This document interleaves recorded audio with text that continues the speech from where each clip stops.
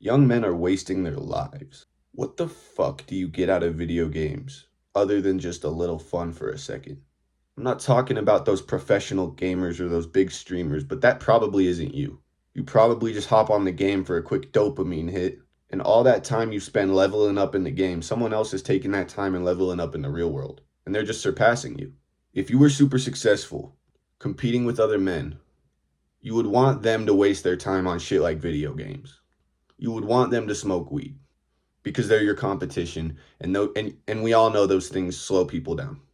Maybe you think you can get away with it, but like I said, the competition wants you doing that shit. So what does your best competition want you not to do? Go to the gym, work on your business, learn how to get girls, optimize your diet, read books, improve your mental, physical, and spiritual health, get closer to God, build more skills to make more money. I have friends that just don't really give a shit right now. Like they go to their job and they kind of hate it, but they make some money and then they smoke some weed and they sleep with some ugly bitch and they just think that's life. And to me, that's just fucking terrifying because like it's so mediocre. It's so depressing. It's so deprived of true purpose and value and success. And I've told them you need to get on self-improvement. But I guess they're just complacent in their unfulfilling lives.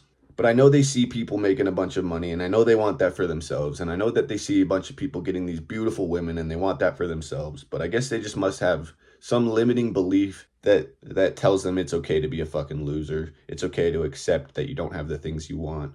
And you're not going to get the things you want immediately, but you're never going to get them if you don't try.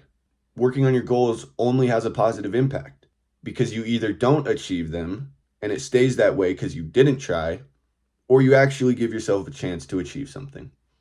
Which one do you want? It's fucking obvious. But when you put that into practice, all of a sudden you have to overcome a weed addiction and you're craving it all the time and you feel like you're losing your mind being sober.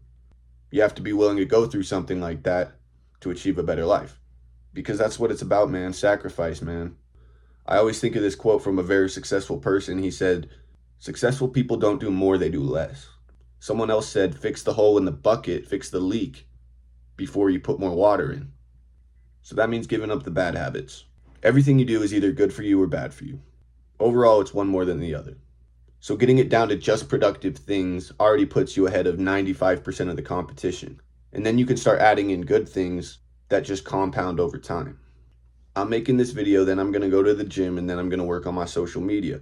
At this point, my identity is self-improvement.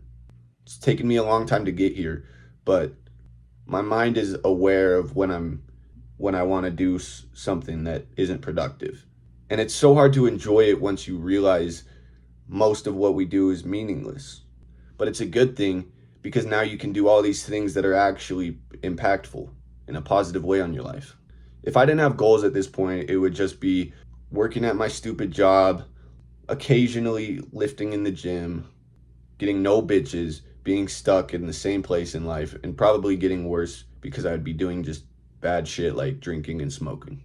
But I identify with self-improvement and purpose. I have a mission to help you, to achieve something myself, and to be the best version of myself. You need to decide what you want and who you want to be, or else the world is going to keep controlling you. Lock in, bro. Peace.